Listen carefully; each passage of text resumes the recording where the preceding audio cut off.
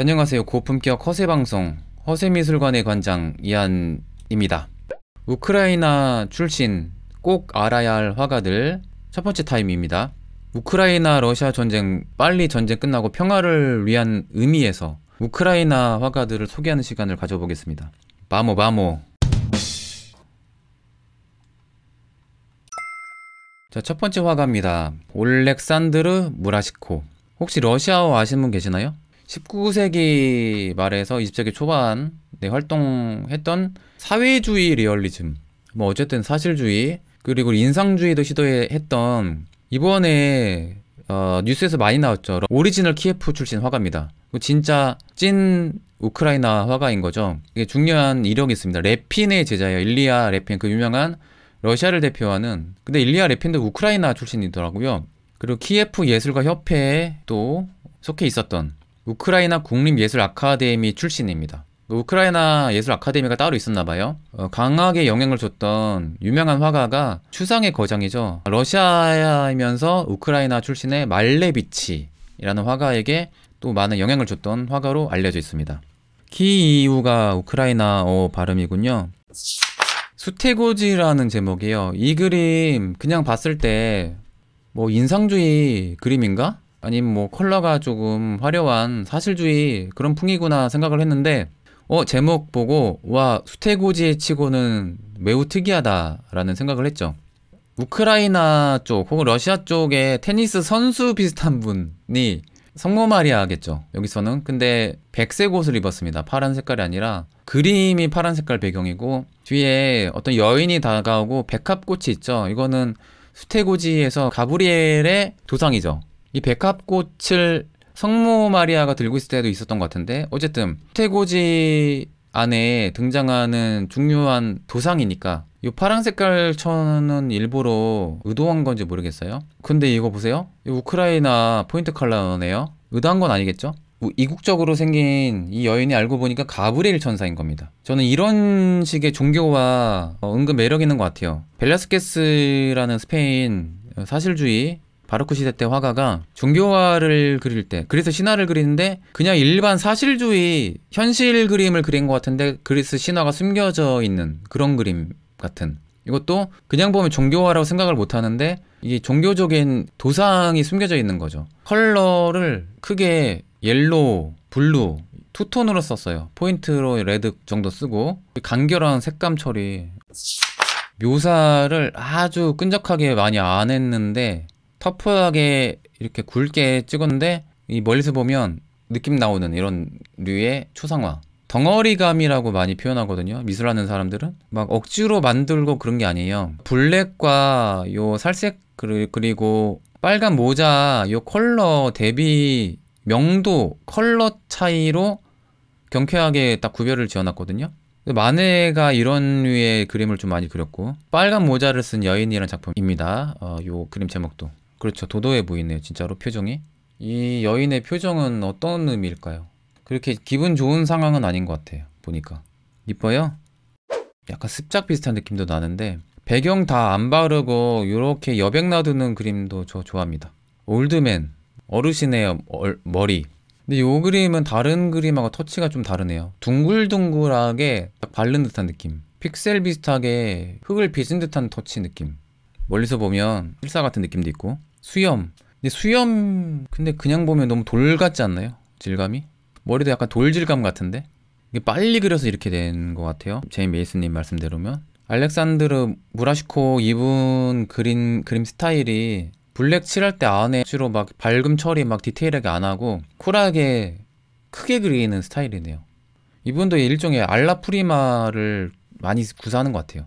와, 이거는 이제 인상주의 스타일이죠. 인상주의에 야수주의가 섞인, 인상주의보다 엄청 그 강도 높은, 채도가 높은 그런 컬러를 과감하게 쓴. 이분이 유럽에서 활동을 했거든요. 뭐 독일, 이탈리아 여행도 가고 프랑스에서도 활동을 하고 그러면서, 근데 러시아 좀 스타일이 아무래도 좀 딱딱하잖아요. 거기에서 좀 벗어나지 않았나. 인상주의 영향을 받아서 색깔도, 이 시기가 언젠지 모르겠지만 야수주의 혹은 신인상주의의 영향을 받아서 색깔이 이렇게 과감해진 거일 수도 있고 서방 유럽의 영향이지 않을까 저 개인적으로 이렇게 봅니다. 제이 메이슨님이 유화 전문가니까 딱 보면 아시죠? 리터치 많이 안 하시는 스타일이라고 1, 2, 3 딱 끝내는 디테일 묘사 생략 쿨하게 끝. 이 센스.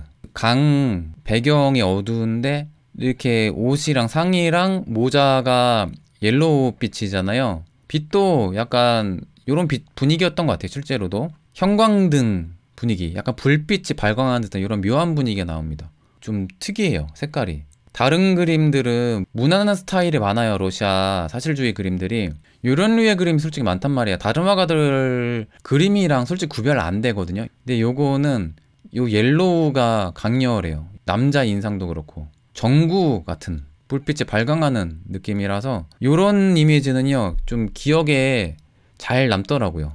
다양한 그림 있을 때 기억하기 좀 괜찮은 요런 그림이 좋죠. 이제 분위기가 특이한 게 있거든요.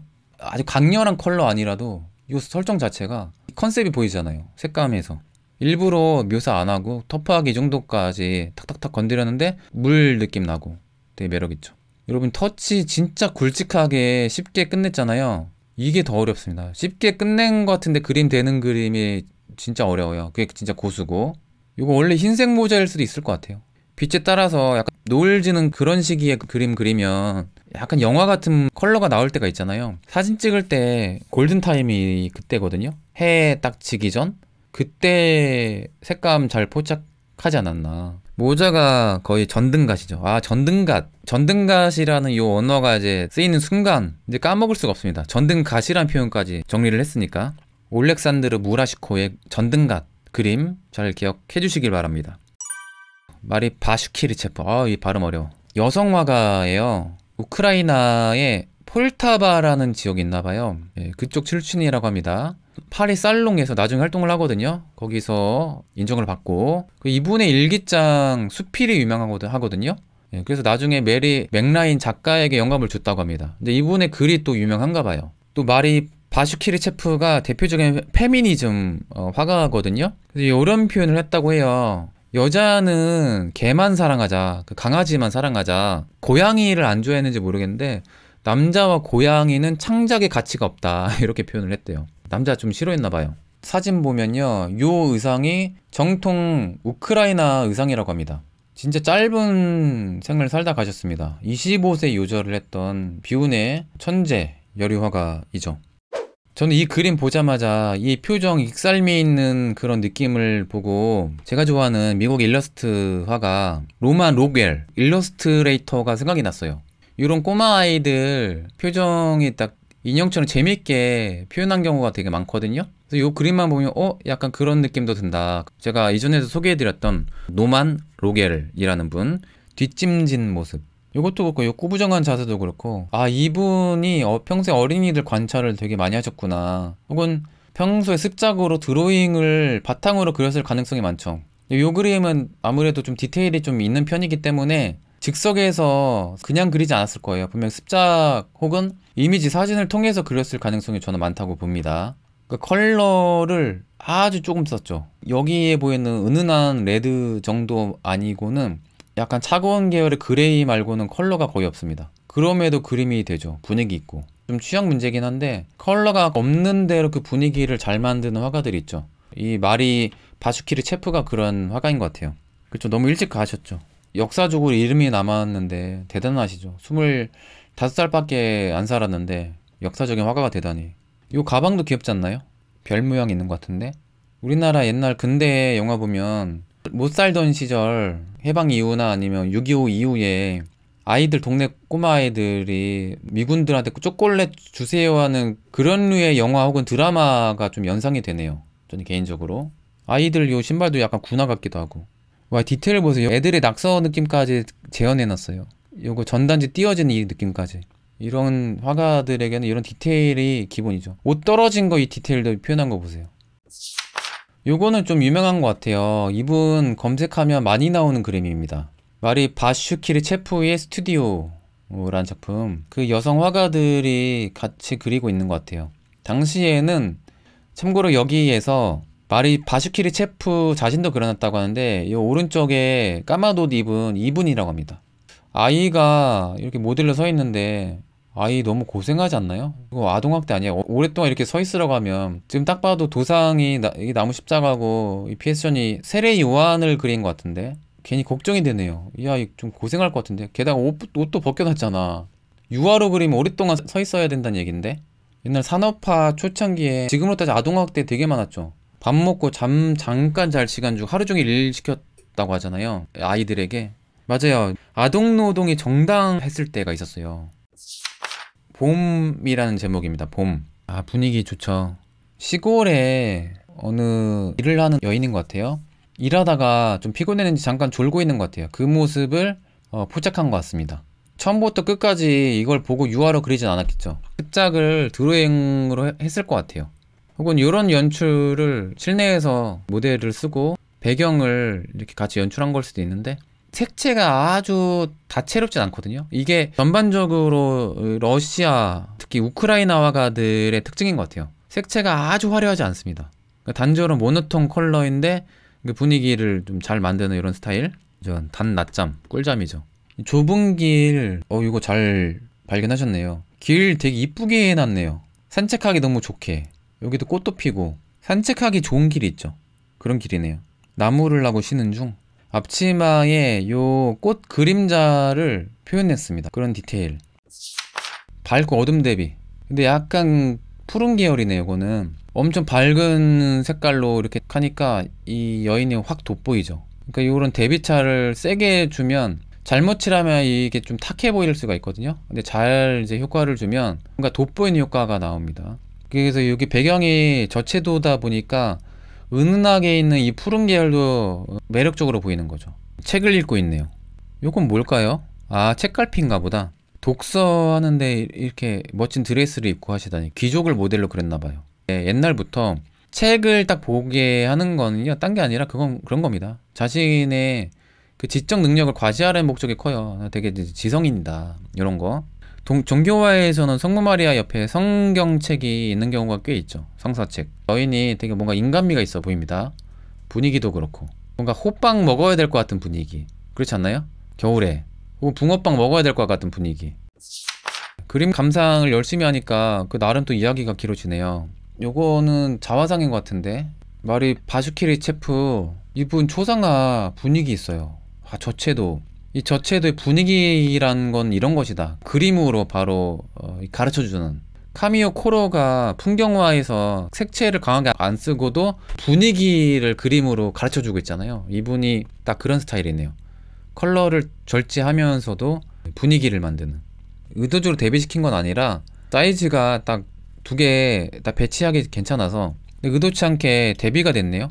이분이 또 귀족 출신이거든요. 귀족 사회에 초상화도 많이 그렸지만 자, 이런 리얼리즘, 노동자 층의 이 초상화도 많이 그렸다는 거. 이건 러시아 화가들의 특징이죠. 시골이나 도시의 노동자들의 그런 힘든 모습을 잘 포착했던 게 러시아 혹은 우크라이나 쪽 화가들의 특징이죠. 바람과 맞서 싸우는 우산소녀예요? 소년 아닌가요? 소녀 같기도 하고 소년 같기도 하고 지금 그렇게 말씀하시니까 소녀 같네요. 차분하고 내성적인 듯. 아, 그게 보이시는군요. 그녀 20대는 밝지만 않나봐요. 뭐 그럴 수 있죠. 그냥 짧은 인생 사셨으니까 밝기 힘들지 않을까요? 자, 다음 화가입니다. 알렉시스 그리첸코. 멋쟁이 신사네요. 보통 표현주의로 많이 분류를 하는데 또 큐비즘 화가이기도 합니다. 특히나 페르낭 레제와 그 파리에 있을 때 교류를 했거든요. 그리고 현재 반스 파운데이션, 정초희님이 잘 아시는 그 필라델피아 그 미술관에도 이 화가의 작품이 소장되어 있습니다. 자, 루이 복셀이라는 분, 제가 이전에도 야수파 이야기할 때 언급했던 그 평론가인데 그분의 평에 따르면 젊은 우크라이나 컬러리스트가 파리를 정복했다라는 평가를 했다고 합니다. 그만큼 컬러가 특징인 그런 화가라고 볼 수가 있죠. 근데 이분 그림들 보면요, 좀 무심한 그림이 은근 많습니다. 이건 습작이겠죠. 아무래도 좀 탄압을 많이 받았던 걸로 기억하거든요. 모더니즘 스타일 그림을 한때 그 사회주의 공산주의 러시아에서 되게 싫어할 때가 있었거든요. 특히 60년대 미국과 문화 패권 경쟁할 때 부르주아 미술이라고 탄압을 받았다고 해요. 그래서 그림이 별로 없지 않은 게 아닌가. 이런 거는 어떻게 보면 공산주의라기보다는 뭐 약간 전체주의, 약간 그런, 히틀러 때 탄압받은 예술가들 많잖아요. 러시아 쪽도 있는 것 같아요. 아무래도 자유로운 표현이 제약되다 보니까. 이런 류의 그림. 이 컬러가 강하죠. 이거는 약간 반쯤 추상 같은데, 아무튼 컬러만 봐도 약간 느낌이 나는 화가라서. 이 그림이 아마 반스 파운데이션인가 있는 것 같은데, 미스트라라는 작품. 그리스 맞네요. 과거 스파르타에 위치한 그리스 성이라고 나오네요. 이 성을 꽤 많이 그렸더라고요. 이게 반쯤 큐비즘에 가깝죠. 세잔의 스타일하고도 약간 겹치고, 이분을 큐비즘 화가로 분류하기도 하거든요. 뭐 뭔가 면분화라는 듯한 이런 느낌? 무심하게 대충 그린 것 같은데, 이게 터치가 이제 약간 추상에 가까운 이런 느낌 나는, 이런 류의 그림이 이분의 가장 큰 특징이지 않을까. 정물화 묘하게 매력이 있더라고요. 거의 면분할 구성이죠. 디자인. 파, 무가 채소 같고 바구니고, 근데 심플해서 좋더라고요. 컬러도 디자인적이고. 알렉시스 그리첸코의 작품 중에 저는 요 정물이 좀 인상적이었습니다. 또 평면적으로 그려놨어요. 그 세잔이 그 입체를 파괴했잖아요. 뭐 마네도 그랬지만, 근데 입체를 파괴한 화가들이 그 동시대에 비슷하게 등장했었습니다. 꼭 세잔만 그런 게 아니라. 요 그림 크레용 같은 느낌도 나고, 이게 실루엣이 어떤 건물 느낌이잖아요. 그러면서 이런 느낌이 오니까 이게 추상 같으면서 어떤 뭐 구체적인 그 성의 실루엣을 그린 것 같기도 해서, 그런 그림 매력 있죠. 완전 추상 아닌데 추상 같은 그런 그림. 제가 청기사파 그림을 좋아합니다. 네, 약간 반쯤 추상이라서. 와, 이거 진짜 제가 말씀드린 그런 느낌이죠. 그냥 보면 추상인데 알고 보니까 이거 어떤 산을 그렸는데 여기가 알프스 빙하를 그린 그림이라고 합니다. 근데 알프스 빙하치고는 좀 약간 탁하게 그리지 않았나 생각이 드는데, 어쨌든 이 질감 처리가 인상적이더라고요. 지금 알프스가 많이 좋아진 거예요. 예전에 황폐했다고요? 이런 이야기 좋습니다. 그런 것도 있지 않을까. 전쟁이 많아서 옛날에. 지나이다 세레브리아 코바, 이름도 어렵습니다. 이분은 하라키우 출신이래요. 우크라이나. 그리고 파리에서 활동을 했습니다. 이분도 미르 이스쿠스트바라고 해서 러시아에서 약간 혁명적인 예술 운동이 있었는데, 이제 거기에 이제 속했던 이런 화가고, 니콜라스 베이노스라고 해서 저는 잘 모르지만 그 러시아 유명 건축가가 이분의 할아버지입니다. 그리고 이분의 동생뿐만 아니라 친인척들의 대다수가 건축가이거나 화가, 예술가 집안이에요, 이 가문이. 그래서 이분이 기차역에서 한 번은 벽화 작업이 들어왔거든요. 근데 혼자 하기 힘들잖아요. 친척들을 동원했습니다. 예술가 집안이면 그런 게 편할 것 같아요. 벽화 동원령.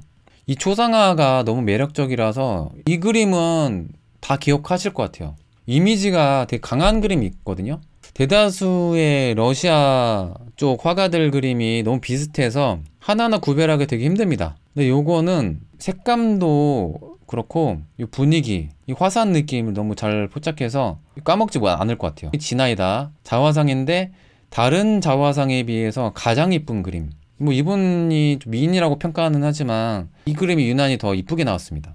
그냥 이거는 설명이 필요 없고, 물론 요런 장신구 화장품 소품들 촛대 요걸 이제 보는 재미도 있지만, 이 분위기, 뽀얀 피부, 대비된 갈색 그 머릿결, 이 전반적인 요 분위기, 이게 되게 매력적인 그림. 치약 광고 해야 될 것 같은 그림, 약간 그런 느낌? 깨끗한 산뜻한 분위기. 이 그림 하나 보는 걸로 충분합니다. 이분의 매력은. 다른 그림들 몇 개 볼게요. 이분도 역시 인상주의 스타일로 많이 이제 표현을 했거든요. 근데 꼭 유화처럼 그려놨네요. 수채화로 이런 느낌 나는구나. 수채화인데 요거 약간 불투명도 약간 가미를 해서 그린 느낌. 요 반짝거리는 질감 효과 되게 잘 그렸죠. 창밖 풍경. 이거 창문 보니까 또 오비에도 그 창문 생각이 나. 아련한 기억, 추억이죠. 근데 이거 구도 잘 잡았네요. 단조롭지만 매력 있는 그림입니다. 요것도 이제 자화상인데 삐에로 복장을 한 그림, 가면도 있고, 그죠? 이분의 얼굴이 다른 그림에서도 나옵니다. 이 비슷한 류의 인상이 계속 나와요. 그러니까 자신을 모델로 그린 게 많다는 거죠. 요 조명은 어떤 화가더라? 프랑스의 바로크 화가, 그 촛불의 화가라고 불리는 그분 이름이 생각이 안 나네요. 그분의 조명 스타일이네요, 요거는. 조르주 들라뚜르, 그렇죠. 분위기가 딱 요런 스타일이죠. 조르드 들라 뚜루의 대표작이 막달라 마리아. 뭔가 이제 참여하는, 기도하는 듯한 촛대 옆에 기도하는 그런 그림이 되게 유명하죠. 자, 비슷한 얼굴 나오죠. 이것도 자화상인 것 같아요. 누드인데 같은 얼굴 맞죠? 이분도 초상화를 가장 많이 그린 화가. 자, 그리고 다른 누드와 목욕탕이라는 작품. 여기에서는 자신을 그리진 않았네요. 그죠? 이분의 자녀들이거든요. 다 합해서 4분인데 아직은 셋이었을 때 그린 것 같아요. 나중에 이제 다 합해서 딸 하나 더 낳거든요. 이분도 잘 살았어요. 되게 집안도 좋았고 딱 봐도 이제 부티가 나죠. 애들이 음식도 아침인데 되게 좋은 거 먹고, 예, 그릇도 되게 좋아 보이고. 예, 나중엔 안 그렇습니다. 야, 그 매너리즘 시대의 그림 같아요. 목이 너무 길죠. 그 시골에 고생하는 노동자들을 그렸어요. 그 밀레부터 해서 그 영향인지는 모르겠는데 그 농촌에 일하는 분들을 많이 그렸죠. 밀레가 그래서 당시에 좌파라고 공격을 많이 받았어요. 이 농부에 대한 연민이 있거든요. 근데 그런 걸 그릴 뿐인데 정치색이랑은 별로 상관없는데 밀레가 약간 그런 공격이 있었습니다. 추수라는 작품. 고달픈 하루죠, 이분들. 그 당시에 우크라이나 쪽에 농부들의 패션을 보는 재미로 이제 봐주셔도 좋을 것 같아요. 아, 사람을 길고 크게 그린 듯. 맞아요. 이분의 특징이죠. 얼굴, 이제 목이 좀 특이하게 그린 경우도 있고. 전반적으로 이제 얼굴을 좀 작게 그리네요, 진짜로. 물론 북쪽, 우크라이나 쪽이 얼굴이 좀 작고 키가 큰 분들이 좀 계시니까 그래서 이렇게 그린 걸 수도 있고. 몸 표현이 클래식한데 얼굴은 평면적이라고요? 그렇군요. 아, 이게 약간 클래식이군요. 얼굴 평면적인가? 요거는 일러스트 같아요. 클래식 스타일이 아니라 이분이 블랙 화이트 대비를 즐겨서 잘 쓰네요. 근데 이때부터 좀 안 좋아져요. 이분들 자녀들이거든요. 아들딸로 기억하고 있는데 그러면 이 아이가 딸인가? 이분 옛날에 근친 결혼을 많이 했거든요. 이분도 고종사촌이랑 근친 결혼을 했어요. 남편이 러시아 볼셰비키 혁명 때 1917년도인데 그때 탄압을 받았어요. 감옥에 갇혔거든요. 감옥에서 그 남편이 보리스라는 사람인데 장티푸스로 일찍 사회상을 떠나고 재산도 착취당했나 봐요. 그 혁명 때. 그래서 집안이 기웁니다. 그래서 이때부터 좀 가난하게 사세요. 애들이 좀 많이 달라지지 않았나요? 이때 애들 럭셔리 했잖아요. 이 아이들이 이렇게 된 거예요. 좀 달라졌죠. 애들이 집에서 카드놀이 하는 중이고 이때부터 그 모델비가 좀 없으니까 자녀들 혹은 가화상을 많이 그렸다고 해요. 애들 표정에 그게 나오네. 다큐네요. 리얼리즘이죠. 어두워 애들이. 좋은 집 살다가 좀 힘들어지니까. 보세요. 해맑은 피부도 달라. 이랬다가 아이들이 좀 힘들어해. 영혼이 좀 빠지는 것 같아. 그렇게 보니까 이렇게 보이는 건가?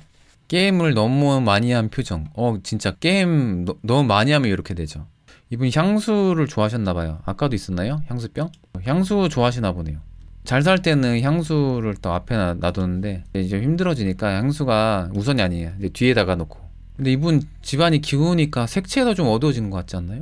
이분 얼굴형이 약간 뾰족하고 길쭉합니다. 이게 사실인데 같은 분인데 이렇게 좀 다르게 그리셨죠. 그래서 더 마음에 드는 거예요. 자, 요게 나머지 화가 또 있거든요. 네, 원래 여기까지 하려고 하다가 다음 편에 마저 할게요. 니콜라 피모넨코부터 말레비치, 또 일리아 레핀 감상까지. 일리아 레핀은 따로 깊게 하나 파면 딱 좋은 화가긴 한데 다음 편에 그냥 묶어서 같이 방송을 할게요. 늦은 시간 아무튼 끝까지 방송을 잘 들어주셔서 감사합니다. 저는 허세미술관의 관장 이안이었습니다. 아스타 루에고 부에나스 노체스. 여러분 굿밤 되세요.